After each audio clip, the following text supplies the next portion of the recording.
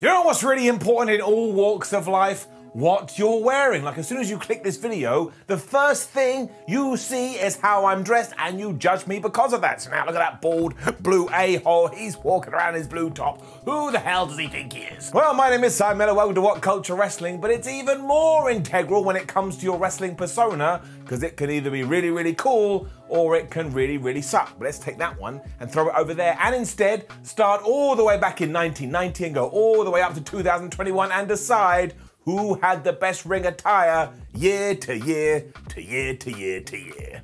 Let's go. Number 32, JUSHIN Thunder Liger in 1990. I mean, look at that. Look at it. If you're a child and you lay eyes on this, you're instantly going to be interested. And if you're an adult and you roll your eyes at it a little bit, as soon as you saw JUSHIN Thunder Liger work in the ring, you were going to sign on that dotted line because he's just so captivating. I mean, Liger really does look like a real-life superhero, and even if you weren't a fan of Japanese wrestling, you only had to see it once, and forevermore you knew that this was JUSHIN Thunder Liger. So we gotta give it some props. Number 31, Mr. Perfect in 1991. He looked like an Olympian and he wrestled like one too. Kurt Hennig lived up to his gimmick because he was damn well perfect. Never forget too, when it comes to wrestling attire, we are talking about more than just clothes. I mean, Mr. Perfect sometimes would walk to the ring with a towel and he'd throw it up and he'd catch it behind his back, and instantly he became the most badass person in the world. I mean, I still watch those clips today and it always puts a smile on my face.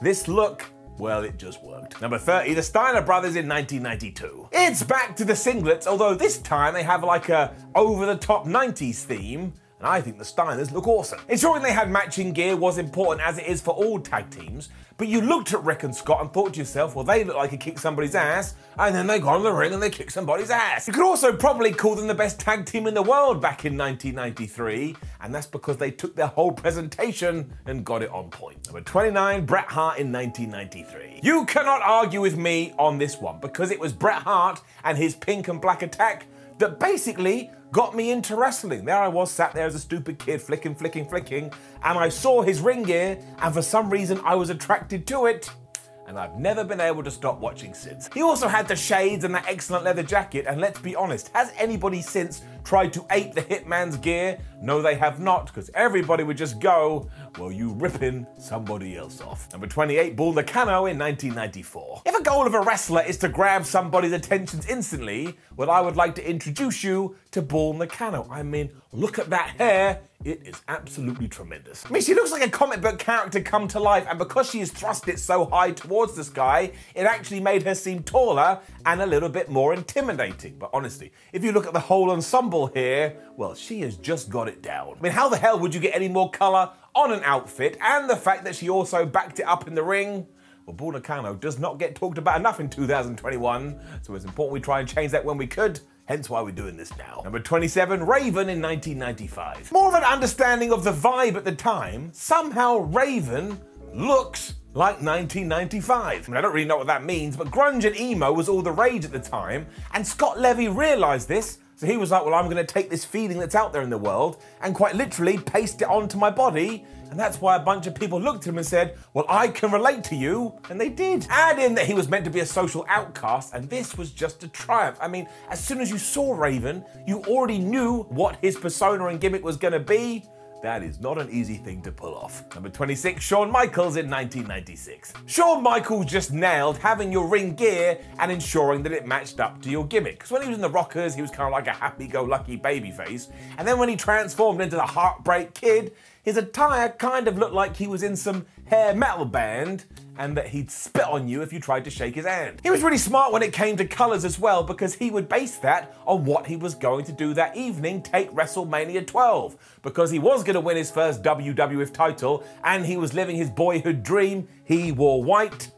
We all know how that goes. Number 25, Hollywood Hogan in 97. This one was all about sending a message, because Hulk Hogan had been a good guy for so long, he needed to tell everyone, I'm not that dude anymore, and in fact now, I'm really evil. The best way to do this was to ditch the red and yellow and grow this weird black stubble around his moustache, but hey, sometimes things sound stupid, but when you look at them, they tick the box. I mean, just look at him. He looks almost completely different. And sure, when it came to the in-ring, it was essentially the same, but whoever came up with this idea, deserves a pat on the back. Number 24, Rob Van Dam in 1998. Rob Van Dam took the singlet idea, probably realised that it may come across like an homage to Mr. Perfect, but did it anyway because he was so confident in his own abilities, he didn't give two hoots. But the way he did update it though, was to use all these airbrush spray painted techniques. And look, let's just be nice and simple with this.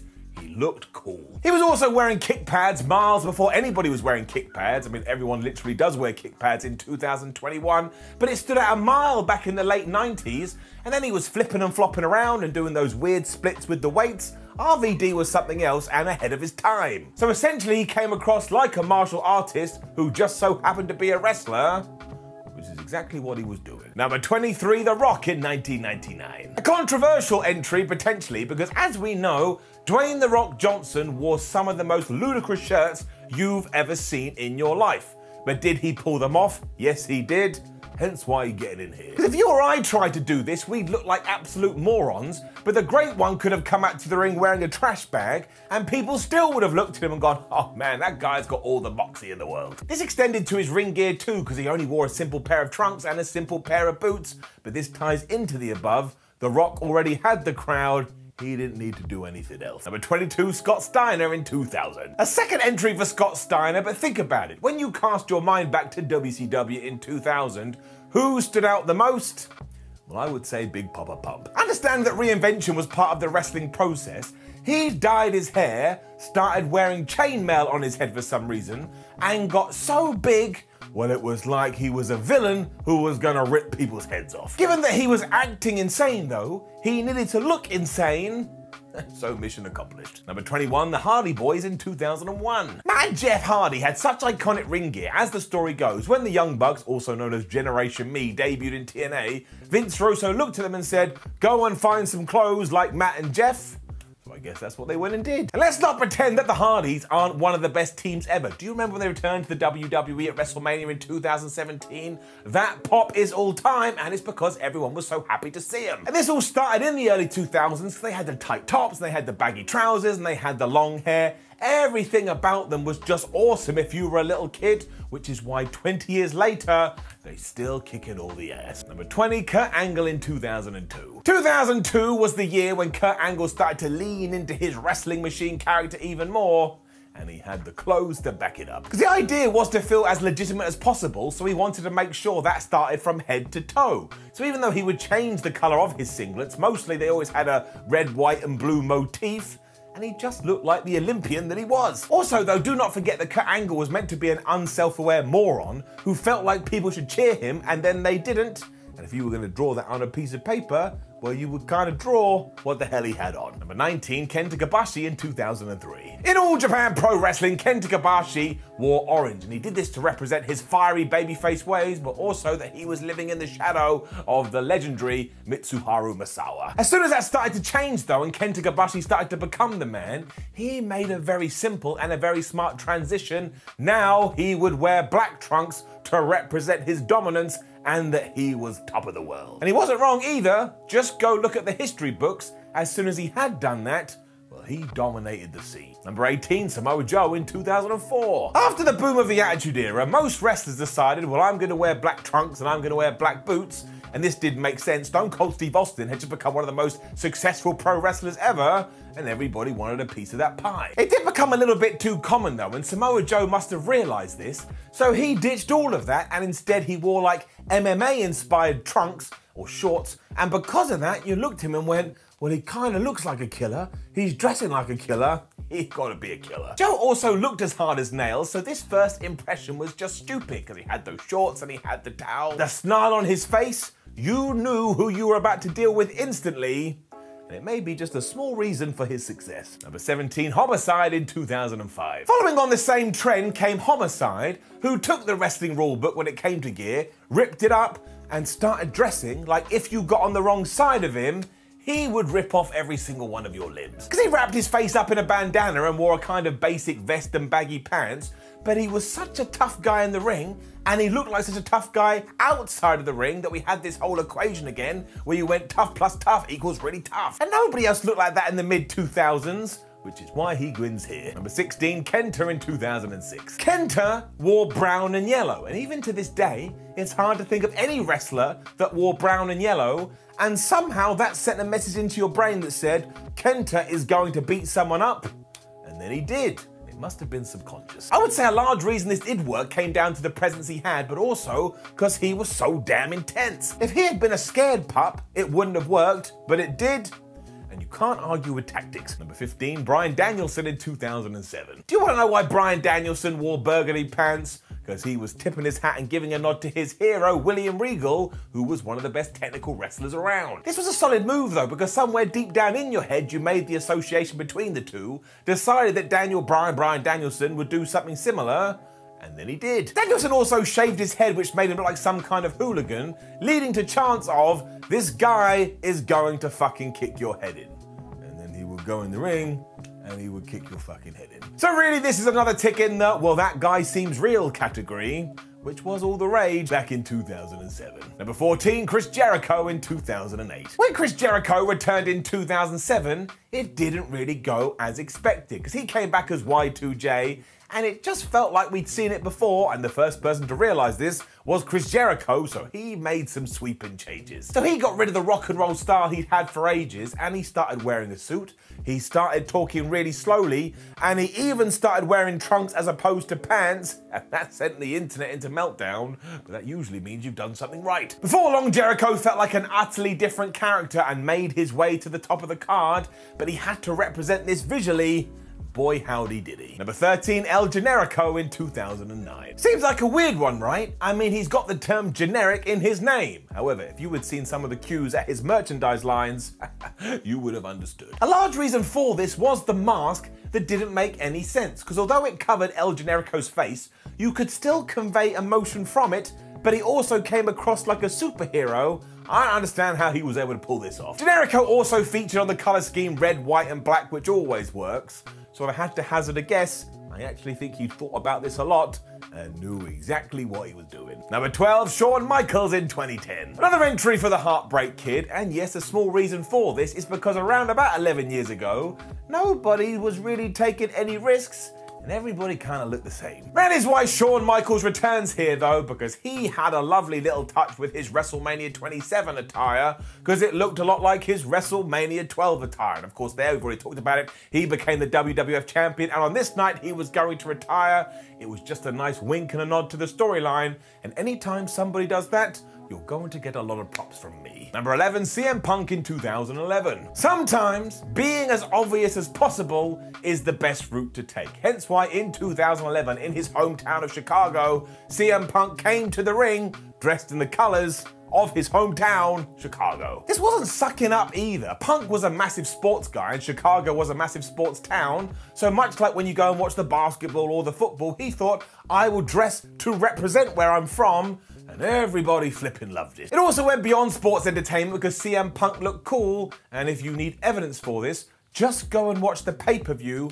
Everybody goes flipping crazy for him. Number 10, CM Punk in 2012. And this one, once again, is all about the story. Because CM Punk had turned heel following WWE dropping the ball after the Summer of Punk in 2012, but that just got his creative juices running. Because given that he had accused John Cena of being WWE's version of the New York Yankees, CM Punk in a match with the man who can't be seen wore colors that were the same as the New York Yankees. That's it. There's nothing else to say. I just love it when a wrestler puts that much thought into their ring gear, and he never even mentioned it once, but it was there for everyone to see. Number 9, The Shield in 2013. And I'm not talking about those awful turtlenecks or the fact at one point somebody suggested backstage maybe they should come out with literal shields. If they had done that, I probably never would have talked about it again. We didn't do that though, and instead we presented them as a group that wasn't meant to be here, so they dressed like they weren't meant to be here, or in this case, in riot gear, and it looked pretty damn good. They also felt really intimidating, and you cannot blame the process. Now, as I'm talking to you, Jon Moxley, Seth Rollins, and Roman Reigns are 3 pivotal parts of the industry, and that wouldn't have happened if they had come out looking like a bunch of goofs. Number 8, Brock Lesnar in 2014. Why did Brock Lesnar look like he was a legitimate fighter? Because he dressed like he was a legitimate fighter. Because he looked the same in a wrestling ring as he did in a UFC cage. So if you just wanted to blur these two images in your mind and pretend that he was beating people up for real, well, that was really easy, especially after he had defeated The Undertaker at WrestleMania. Then, my word, it was like he didn't give a crap. Brock also never felt like he was dressing up to play a part. He came across 100% real. And I tell you, if all my wrestlers were like this, I wouldn't have an issue with it at all. Number 7, Seth Rollins in 2015. Seth Rollins in 2015 was awesome. I mean, you would have been hard pushed to find a better in-ring worker, but also his swami persona, well, it just took him up to new levels. He finished all of this off with his gear though, the highlight and the peak coming at SummerSlam when he came out in this all-white ensemble, and my word, it was so admired, people are still talking about it right now. And if you're wondering why he never wore it again, Vince McMahon didn't like it, and I will never be able to get my bald head around that. Number 6, Kenny Omega in 2016. Kenny Omega dressed like the Terminator at Wrestle Kingdom 11. And that's why he's here. I mean, every time he came to the ring, he just looked like some kind of retro supervillain or superhero, and his whole presentation was just awesome. And then he would smash it in the ring, and it was absolutely excellent. He had the shades, and he had the glasses, and he had the gloves. This is what I needed from my wrestling 2016. And Kenny gave it to me and then some. Number 5, Asuka in 2017. Asuka was just a multicolored dream. I'm pretty sure she incorporated every single shade into her wrestling attire, where once again you looked at her and went, well, who the hell is that? She also had that removable mask, which for some reason was badass, and she was another one that could back it up in the ring. I mean, honestly, present to me where Asuka's failures are, and I will present you a lie. If you want proof of this too, try pulling it off yourself, or imagine any other wrestler dressed like this. It does not work. Number 4, KAZUCHIKA Okada in 2018. I mean, Okada was wearing flares. I don't think I've ever seen anybody else do this. This was mostly because he was so good at the time and having the run of his life, he could have come out with a bucket on his head and you still would have bought him as a real awesome world champion. He also had all the bells and whistles during his entrance, which made him feel like a star. That amazing drop kick that gets better year after year after year. But again, flares and no one even said anything. That's when you know you've made it. Number 3, Pentagon Jr. in 2019. Luchadors always mostly have a great look, but man did Penta take that and update it in 2019. Looking like some kind of Mexican hybrid wrestler theatre performer, he also had that awesome mask that made him look like a walking skeleton, and he had the contact lenses which made him look like some kind of demon. It just works, to be honest, and it will always work until the end of time, and even in 2021 he came out looking like some weird twisted Joker. This man has clothes for days, and he has not once ever let me down. Number 2, Kenny Omega in 2020. This is another story entry because the signs were there the entire time. Because while he was teaming with Hangman Page, Kenny Omega kind of just dressed like Kenny Omega. He was wearing t-shirts, kind of came across like he'd just come from the gym, but as soon as he became AEW World Champion, he started dressing like a star in suits. It's almost as he thought the whole tag team division was beneath him. Everything about his old character was gone, and in its place was the most arrogant dude in wrestling, who was also a little bit kooky in the head, but I love this so much, and he matched it up with his clothes. I mean, he even wore every single belt that he won around his waist, so he was just rubbing it in people's faces. I find it very, very entertaining. Number 1, the Young Bucks in 2021. I mean, they wore $10,000 trainers just so you would hate them a little bit more. I think that's enough to give them this spot. As they became bigger idiot bad guys do, they continue to push these buttons as well, including that one time where I'm pretty sure they came out dressed like fluffy clouds. I mean, they were just so white. And of course, the idea here was that they had become so successful, it had gone to their heads, but also their bank accounts, and they wanted to get that cross every single second of every single day. I think it's been absolutely faboo. Now, of course, make sure you go down to those comments below, because maybe I've missed someone. Make sure you shout out Wrestlers Ring Attire. We can start that conversation. And like the video, share the video, and subscribe. Then you can head over to whatculture.com, where you can read articles like this. You can come say hello on social media, and click another video here on What Culture Wrestling. It will make you feel happy. Maybe. My name is Simon for What Culture. Thank you for watching as always, and maybe one day I'll win Best Wrestling Attire. Which probably isn't true, because I just wear these shorts, mostly because they feel nice on my skin. I'm a pretty weird dude, and I'll see you soon.